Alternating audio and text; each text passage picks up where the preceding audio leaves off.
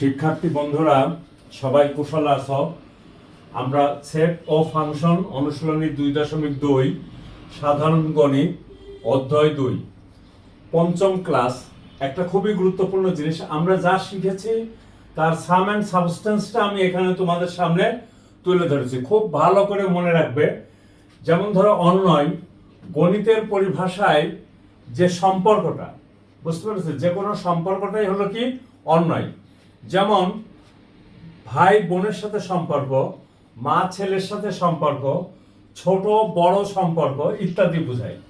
তো এই অন্যয়টাকে আবার আমরা দুই ভাগে ভাগ করি, একটা হলো ডোমেন আর রেঞ্জ। কোন অন্যয়ের ক্রোমোজোমগুলোর প্রথম উপাদানগুলিকে ডোম সেট বলে, দ্বিতীয় উপাদানগুলিকে বলা হয় কি রেঞ্জ সেট। লক্ষ্য করো এইখানে একটি অন্যয় আছে, সেই অন্যয়ের ডোমটা কি?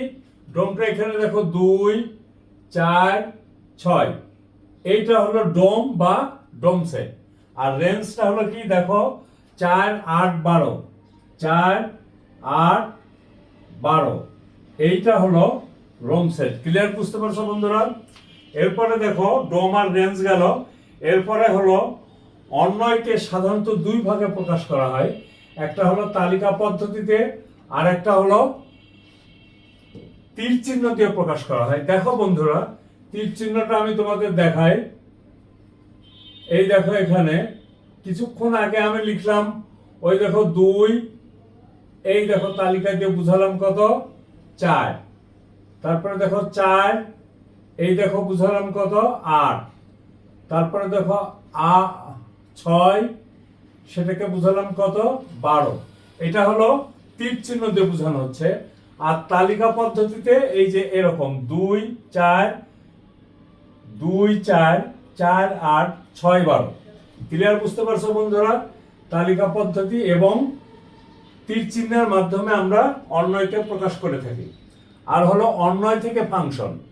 অন্যয় থেকে ফাংশন মানে কোন অন্যয়ের প্রথম উপাদানগুলি যদি সর্বদাই ভিন্ন ভিন্ন থাকে তাহলে ওই অন্যয়টিকে একটি ফাংশন বলা হয়।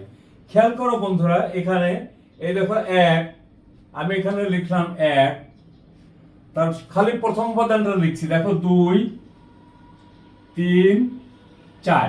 দেখো তো বন্ধুরা, এখানে 1, 2, 3, 4 প্রত্যেকটি প্রথম উপাদান ভিন্ন ভিন্ন, অতএব এটি একটি ফাংশন। এই সাম এন্ড সাবস্টেন্সটা তোমরা মনে রাখার চেষ্টা করো। প্রথমত হলো বুঝতে হবে, মনে রাখতে হবে, অনুশীলন করতে হবে, তাহলে তোমাদের কাছে গণিত কোনো কঠিন না। গণিত কোনো কঠিনই না, গণিত একটা সহজ ল্যাঙ্গুয়েজ। কথাটা বুঝতে, গণিত একটি সহজ সরল সাবলীলভাবে বোঝার চেষ্টা করবা, তাহলে দেখবা গণিতটা তোমাদের কাছে কঠিন মনে হবে না। আমরা অনেক সময় ভাবি যে গণিত অনেক কঠিন, কথাটা খুবই সত্য নয়। থ্যাংক ইউ বন্ধুরা, ভালো থাকো, সুস্থ থাকো।